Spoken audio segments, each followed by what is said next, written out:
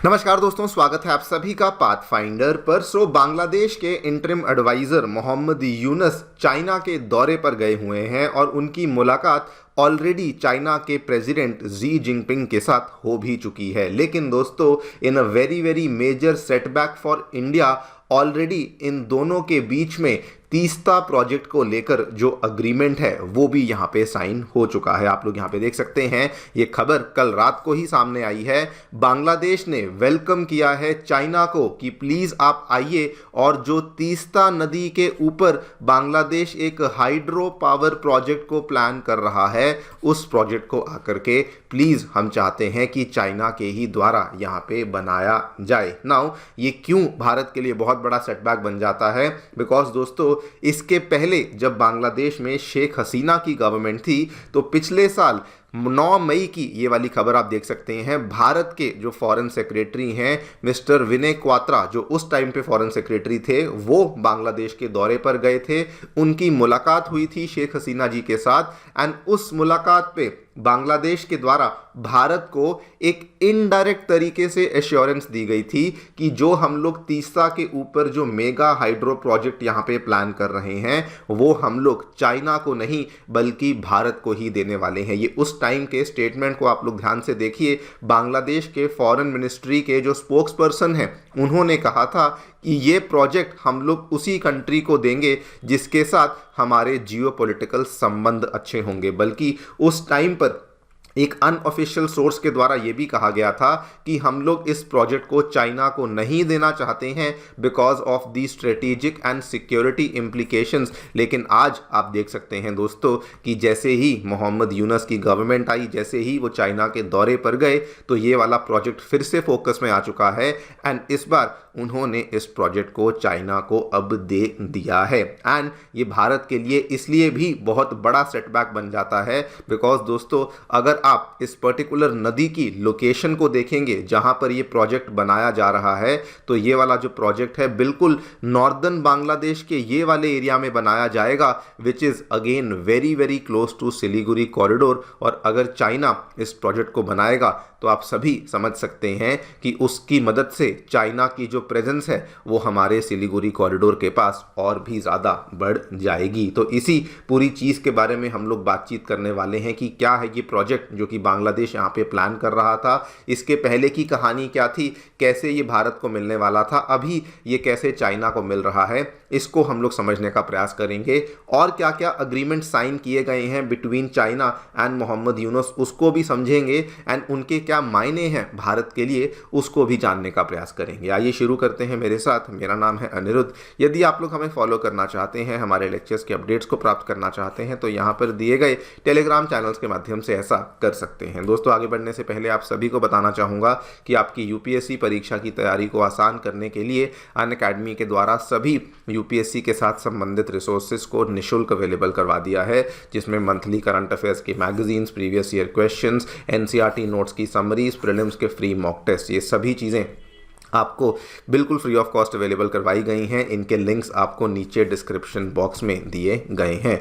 फिर भी कोई डाउट है, काउंसलिंग की आपको आवश्यकता है, तो आप लोग नीचे दिए गए फ़ोन नंबर पे फ़ोन कर सकते हैं और हमारी काउंसलिंग टीम भी आपको असिस्टेंस प्रोवाइड करवा देगी। ऑल राइट, सबसे पहले before we talk about this project, मैं आपको तीस्ता नदी की लोकेशन के बारे में थोड़ी जानकारी दे देता हूं। तो डायरेक्टली अगर हम लोग इस मैप से देखेंगे तो तीस्ता दोस्तों ये एक ऐसी नदी है जो कि भारत की जो हमारा सिक्किम का प्रदेश है, ये वहाँ से ओरिजिनेट करती है। सिक्किम से ओरिजिनेट करते करते ये उसके बाद हमारे वेस्ट बंगाल के नॉर्दर्न पार्ट में फ्लो करती है, एंड देन इवेंचुअली ये बांग्लादेश में एंट्री कर जाती है, जहाँ पर ये बांग्लादेश में नॉर्दर्न पार्ट में थोड़ी देर के लिए फ्लो करती है, और उसके बाद ये जाकर के ब्रह्मपुत्रा में मीट कर जाती है। आप इसको थोड़ा जूम करके भी देख सकते हैं। यहाँ पर आप देखिए, स्टार्टिंग होती है सिक्किम से, then northern part of West Bengal, then northern part of Bangladesh, और इवेंचुअली इसका जो मिलन है वो ब्रह्मपुत्रा के साथ हो जाता है। नाउ ये वाली नदी ऑब्वियसली यहाँ से आप समझ चुके होंगे कि क्रॉस बाउंड्री रिवर मानी जाती है। लेकिन दोस्तों यहाँ पर प्रॉब्लम क्या थी कि बांग्लादेश का ये वाला जो नॉर्दर्न एरिया है, अगर आप इस वाले मैप में ध्यान से देखेंगे, ये तीस्ता नदी यहाँ से आ रही है और इवेंचुअली ये इस वाली ब्रह्मपुत्रा नदी में मिलेगी। ये वाला जो बांग्लादेश का नॉर्दर्न पार्ट है ये असल में भारी आबादी वाला हमें एरिया देखने को मिलता है। इन्हीं पॉपुलेशन की नीड्स को पूरा करने के लिए, यहाँ की इरिगेशन नीड्स को वगैरह वगैरह को पूरा करने के लिए बांग्लादेश के द्वारा इस तीस्ता नदी के ऊपर एक बहुत बड़ा इकोनॉमिक प्रोजेक्ट प्लान किया गया था, जिसके तहत वो लोग एक मेगा हाइड्रो पावर प्रोजेक्ट था जो कि यहाँ पर बनाना चाहते थे। एंड जैसे ही बांग्लादेश ने इस प्रोजेक्ट को अनाउंस किया था, ये कहानी लगभग 2022-23 की है, उसी टाइम पे सबसे पहले चाइना ने इस प्रोजेक्ट को बांग्लादेश के साथ पार्टनरशिप में बनाने का प्रस्ताव सामने रखा। आप यहाँ पे देखिए, दिसंबर 2023 की ये खबर है।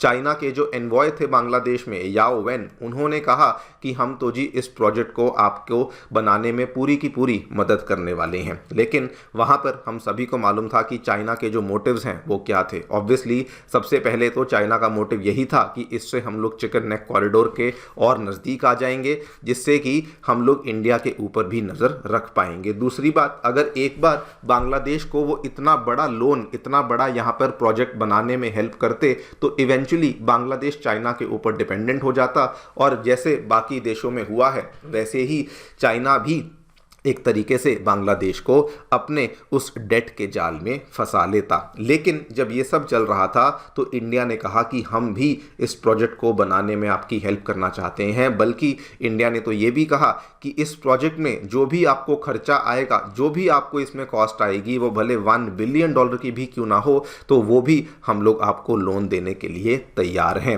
इसी के चलते आप यहाँ पे देखिए, पिछले साल जब शेख हसीना की गवर्नमेंट थी तो हमारे फॉरेन सेक्रेटरी श्री विनय क्वात्रा, जो उस टाइम पे हमारे फॉरेन सेक्रेटरी थे, वो बांग्लादेश के दौरे पर गए और वहाँ पर हमने बहुत ज़्यादा एक अच्छी नेगोशिएशन करने के बाद इस चीज़ को मेक श्योर भी कर लिया था कि ये प्रोजेक्ट मोस्टली हमें ही मिलने वाला है। लेकिन उसके बाद दोस्तों 2 ही महीने में शेख हसीना की गवर्नमेंट वहाँ पे गिर गई एंड उसके बाद यूनस सत्ता में आए एंड नाउ यूनस अपना जो पहला दौरा है वो चाइना को यहाँ पे करने गए थे, जहाँ पर उन्होंने वंस अगेन इस प्रोजेक्ट को वापस फोकस में लाया एंड उन्होंने चाइना को इन्वाइट किया है कि जो हमारा तीस्ता रिवर का comprehensive management and restoration project है, हम लोग उसमें बेसिकली आपको इन्वाइट करना चाहते हैं। आप लोग यहाँ पे देखिए, बांग्लादेश ने एश्योरेंस दी है और चाइना को कहा है कि हम लोग इस प्रोजेक्ट को आपके साथ ही मिलकर के आगे बढ़ाना चाहते हैं। नाउ ये क्यों भारत के लिए बहुत बड़ा सेटबैक बन जाता है, इसके पीछे 2-3 रीजंस है। पहला बात तो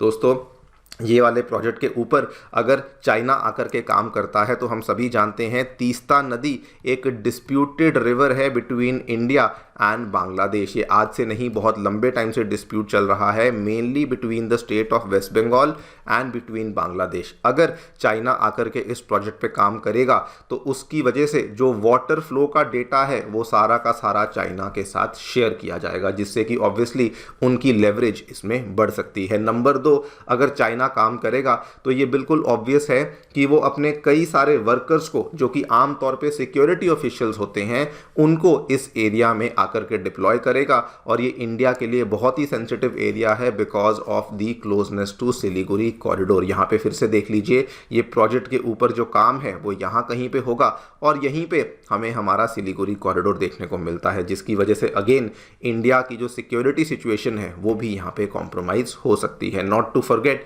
कि बांग्लादेश ऑलरेडी पाकिस्तान के साथ मिलकर के भी दे आर प्लानिंग कि रंगपुर के एरिया में सिलीगुड़ी कॉरिडोर के पास में शायद पाकिस्तानी आर्मी को डिप्लॉय किया जाए, और अगर ये भी यहाँ पे डेवलपमेंट हो जाती है तो उस केस में इंडिया के लिए मुश्किलें और भी ज़्यादा बढ़ सकती हैं। एंड केवल इतना ही नहीं, बल्कि मोहम्मद यूनस जब वो चाइना के दौरे पर गए तो उन्होंने एक और अग्रीमेंट को यहाँ पे साइन किया है, जो कि अगेन बहुत ज़्यादा अच्छा अग्रीमेंट नहीं है from the point of view of India, because अब मोहम्मद यूनस ने यह भी कहा है कि वो चाइना के बेल्ट एंड रोड इनिशिएटिव का भी हिस्सा बनना चाहते हैं, जिसमें कि उन्होंने जो दो बांग्लादेश के सबसे इंपॉर्टेंट पोर्ट्स हैं, the Mongla port and the Chittagong port, उसको लेकर भी उन्होंने कहा कि हम लोग वहां पर भी चाइना को एक्सेस देना चाहते हैं। यहां पर आप लोग देखिए, इसमें दोनों बातें कही गई हैं। Bangladesh has now welcomed Chinese companies to participate in the Mongla port facilities, और इवन चिटागोंग में जो एक स्पेशल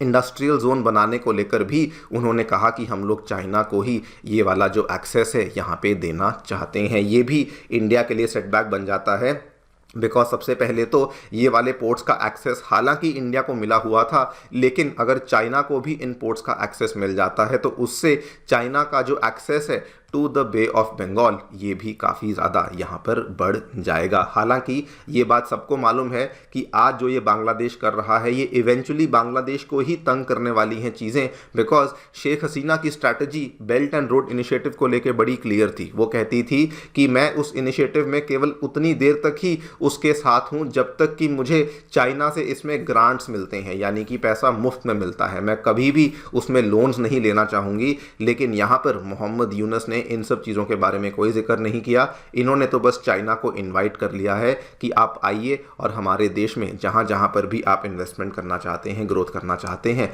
वो आकर के कर सकते हैं। लेकिन ओवरऑल अगर आप देखें तो ये दोनों ही डेवलपमेंट्स भारत के लिए चिंता का विषय बन जाती हैं, बिकॉज पहली डेवलपमेंट में चाइना चिकन नेक कॉरिडोर के नज़दीक आ जाएगा एंड दूसरी डेवलपमेंट में चाइना को बे ऑफ बंगाल का एक अनरिस्ट्रिक्टेड एक्सेस भी यहाँ पर मिल जाएगा। खैर देखते हैं क्या होता है, लेकिन अभी एक्सपर्ट्स का भी ये कहना है कि ऐसे केस में इंडिया, भले आज बांग्लादेश इंडिया को तंग कर रहा है, लेकिन उसके बावजूद भी इंडिया को अपने डिप्लोमेटिक चैनल्स और ओपन करने होंगे, जिससे कि हम लोग बांग्लादेश के साथ बातचीत कर सकें, जिससे कि हम लोग ये मेक श्योर कर सकें कि हमारी सिक्योरिटी सिचुएशन यहाँ पे कॉम्प्रोमाइज़ नहीं हो रही। बस ये ऐसे समझना होगा कि शेख हसीना के टाइम पर भी ये सब हमें करना पड़ता था, लेकिन अब हमें थोड़ा सा और ज़्यादा अग्रेसिव मोड में इसको यहाँ पे फॉलो करना होगा। खैर देखते हैं क्या होता है। आप भी अपनी राय हमें दें कॉमेंट सेक्शन में। Thank you so much for listening. Stay tuned and